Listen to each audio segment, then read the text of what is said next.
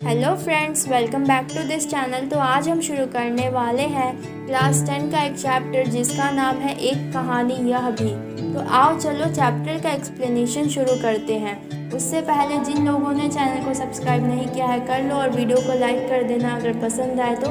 और तुम लोग चाहो तो मुझे इंस्टाग्राम पर फॉलो कर देना जिसका लिंक वो डिस्क्रिप्शन बॉक्स से मिल जाएगा। तो चलो शुरू करते हैं। एक कहानी यह भी। तो इस चैप्टर में जो लेखिका हैं मन्नू भंडारी जी, वो हमें बताती हैं कि उनका जन्म मध्य प्रदेश के भानपुरा गांव में हुआ था, लेकिन जब वो कुछ बड़ी हुई तो वो अजमेर के ब्रह्मपुरी मोहल्ले के 2 मंजिला मकान में रहती थी। मकान के ऊपरी हिस्से में यानी कि सेकंड फ्लोर पर उनके पिताजी रहते थे और वो वहाँ पर अपने लिखने पढ़ने का काम करते रहते थे और नीचे में उनका बाकी का परिवार रहता था। उनकी माँ जो थी वो पढ़ी लिखी नहीं थी, लेकिन घर की जिम्मेदारियों को वो बहुत ही अच्छी तरह से निभाती थी। अजमेर आने से पहले लेखिका के पिताजी इंदौर में रहते थे और वहाँ पर वो प्रतिष्ठित थे यानी कि पॉपुलर थे और वहाँ पर उनका रिस्पेक्ट भी था। वो कांग्रेस के लोगों के साथ मिलकर समाज सुधार का काम करते रहते थे। वो न केवल शिक्षा का उपदेश देते थे बल्कि स्टूडेंट्स को घर बुलाकर पढ़ाते भी थे। लेखिका के पिताजी का जीवन उन दिनों खुशहाल था।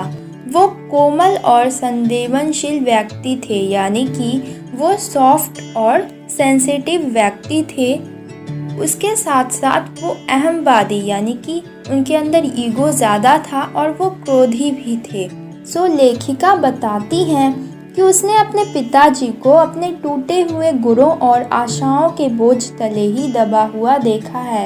यानी कि जब लेखिका बड़ी हुई तो वो लोग अजमेर में आकर रहते थे, तो उन दिनों उनके पिताजी का जो रवैया था वो बिल्कुल बदल गया था और वो काफ़ी ही दुखी रहते थे।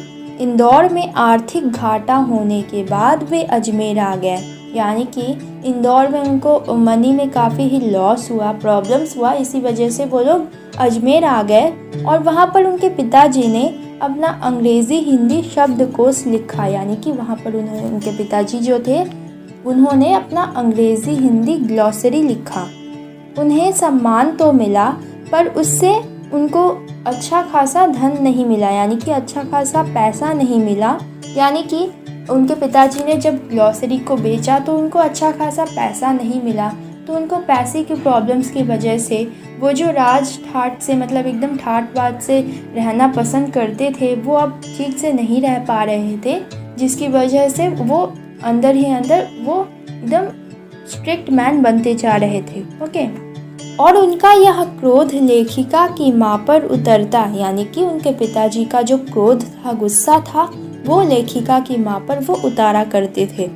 अपनों द्वारा किए गए विश्वासघातों ने उन्हें इतना शक्की और चिड़चिड़ा बना दिया कि बात बात पर अपना गुस्सा लेखिका और उसके भाई बहनों पर उतारते रहते थे।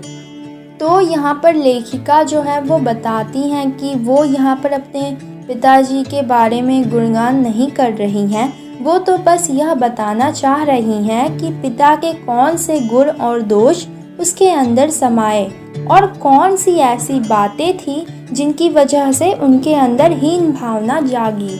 लेखिका बचपन में कमज़ोर थी और उनका रंग काला था, जिस कारण उनके पिताजी उनको उतना पसंद नहीं करते थे, जबकि उनसे थोड़ी बड़ी बहन जिसका नाम सुशीला था उसको उसके पिताजी चाहते थे क्योंकि वो गोरी थी और सुंदर भी थी और लेखिका की उपेक्षा करते रहते थे, यानी कि लेखिका को बुरा भला कहते रहते थे।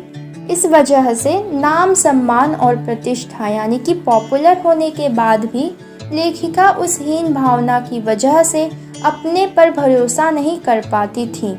लेखिका को अपने में विश्वासघातों को झेलने वाले पिताजी के शक्की स्वभाव की झलक दिखाई देती है। तो लेखिका हमें बताती हैं कि उनके अंदर उनके पिताजी का जो शक्की स्वभाव था वो आ गया है।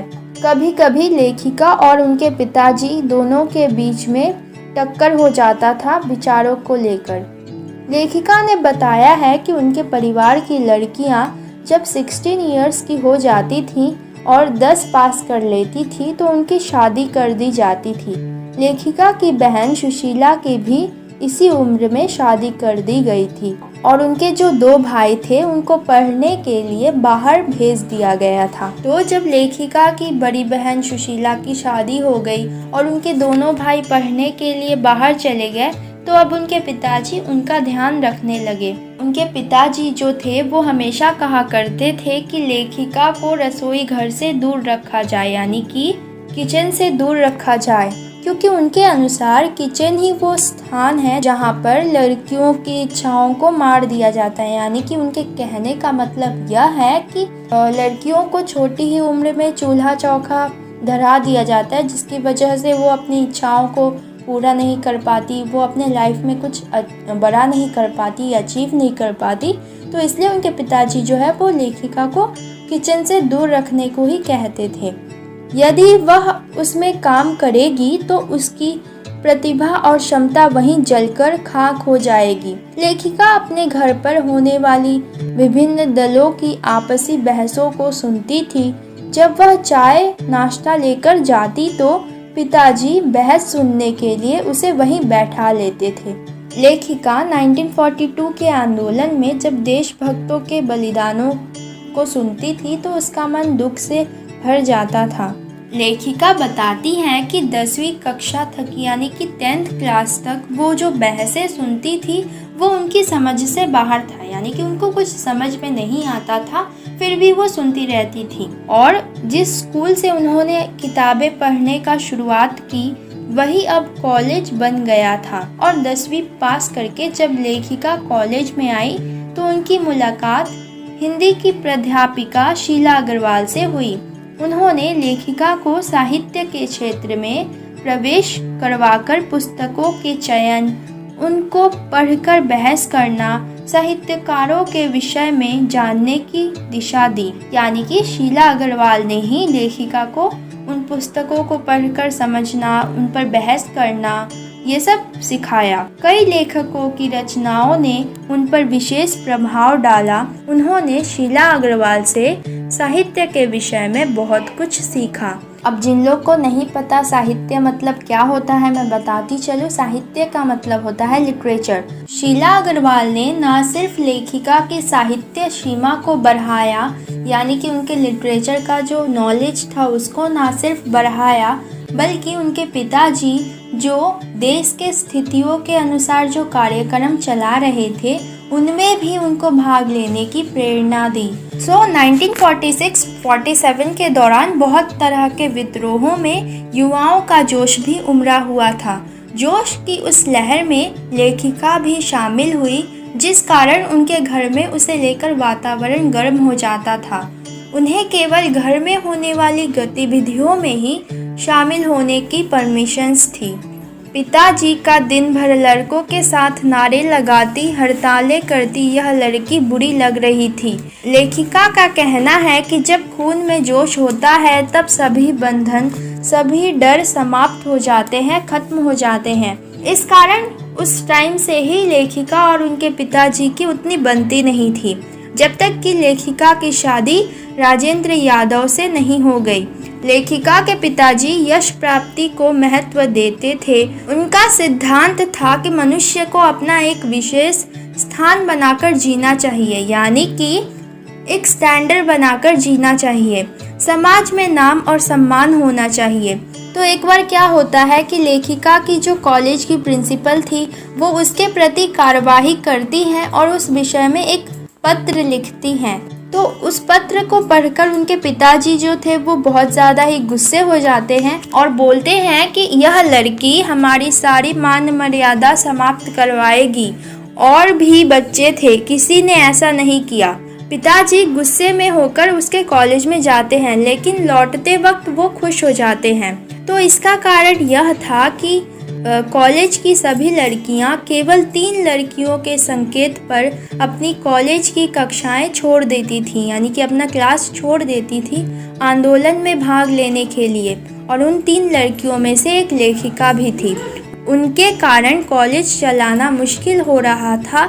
यह सब सुनकर लेखिका के पिता को अपने आप पर गर्व हो रहा था। पूरे देश में इसी प्रकार का वातावरण बना हुआ था, यानी कि पूरे देश में आंदोलन चल रहा था, सभी लोग आंदोलन में भाग ले रहे थे। पिताजी के मुंह से अपनी प्रशंसा सुनकर लेखिका को थोड़ा आश्चर्य हुआ, यानी कि वो थोड़ी सरप्राइज हो गई, चौंक गई। लेखिका ने उस घटना का उल्लेख किया है जब आज़ाद हिंद फौज के मुकदमों के सिलसिले में स्कूल, कॉलेज, दुकानों को बंद करने की घोषणा की गई थी और बहुत सी दुकानों को ज़बरदस्ती बंद करवाया गया था। सभी विद्यार्थी शाम को मुख्य चौक पर एकत्र हुए, यानी कि सभी स्टूडेंट्स मुख्य चौक पर जमा हुए और वहां जमकर भाषणबाजी की। दूसरी तरफ लेखिका के पिताजी के एक दोस्त ने लेखिका के खिलाफ पिताजी के कान भर दिए कि लेखिका का लड़कों के साथ नारेबाजी करना, हड़ताल आदि करते घूमना सही नहीं है। उसके जाने के बाद, यानी कि उनके पिताजी के दोस्त के जाने के बाद, पिताजी जो है वो गुस्से से लाल हो जाते हैं और वो सोच लेते हैं कि अब से वो लेखिका को घर से निकलने नहीं देंगे। लेखिका जो है वो अपने पिताजी के गुस्से को जानती थी और जब वो घर आई तो उनके पिताजी के पास उनके दोस्त, यानी कि उनके पिताजी के दोस्त और अजमेर के सम्मान्य डॉक्टर अम्बालाल जी बैठे थे और वो लेखिका की तारीफ कर रहे थे। साथ ही वो पिताजी को बधाई देते हुए यह बता रहे थे कि उन्होंने लेखिका का भाषण न सुनकर बहुत कुछ खो दिया है। तो ये सब बातें सुनकर उनके पिताजी का जो क्रोध होता है, गुस्सा होता है, वो शांत हो जाता है और उनका चेहरा गर्व से चमकने लगता है। लेखिका आज भी जब उस प्रसंग के विषय में सोचती हैं तो उन्हें डॉक्टर साहब का प्यार और बड़प्पन नज़र आता है कि उन्होंने उस छोटी बच्ची की इतनी प्रशंसा की थी। यानी कि लेखिका आज भी जब उस बारे में सोचती हैं तो उन्हें डॉक्टर साहब का प्यार और बड़प्पन नज़र आता है कि उन्होंने उस छोटी बच्ची की इतनी तारीफ की थी। लेखिका ये भी कहती हैं कि ये भी हो सकता है कि 50 साल पहले इतनी भीड़ में, ऐसी परिस्थितियों में चौक पर खड़ी होकर किसी लड़की ने पहली बार बोला होगा, इसलिए जो अम्बालाल जी थे उन्होंने उसकी इतनी तारीफ की थी। फिर लेखिका बताती हैं कि उनके पिताजी समाज में अपना एक अच्छा इमेज बनाने के साथ साथ अपना एक विशेष स्थान भी बनाए रखना चाहते थे, यानी कि अपना एक अच्छा पोजीशन भी बनाए रखना चाहते थे। फिर लेखिका कहती हैं कि शायद पिताजी को यह भी पता था कि ये दोनों रास्ते एक दूसरे से बिल्कुल अलग हैं, यानी कि समाज में अपना एक अच्छा इमेज बनाना और फिर एक अच्छा पोजीशन बनाना, ये दोनों मुमकिन नहीं है।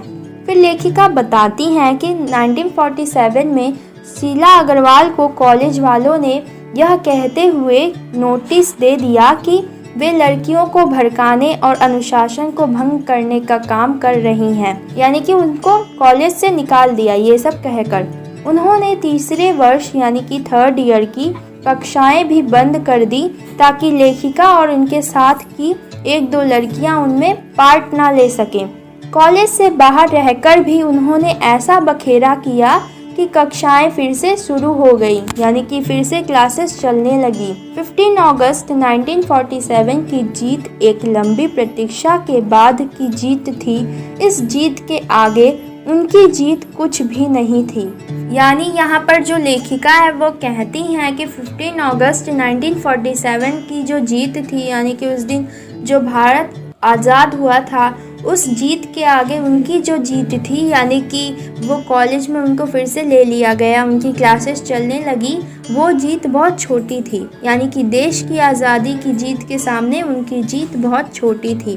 और इसी के साथ हमारी जो कहानी है वो ख़त्म हो जाती है। आई होप आप लोगों को समझ में आया होगा। तो प्लीज़ यार जाते जाते वीडियो को लाइक और चैनल को सब्सक्राइब करते जाओ और मुझे इंस्टाग्राम पर फॉलो कर लेना। तो मिलते हैं नेक्स्ट वीडियो में, तब तक के लिए बाय बाय।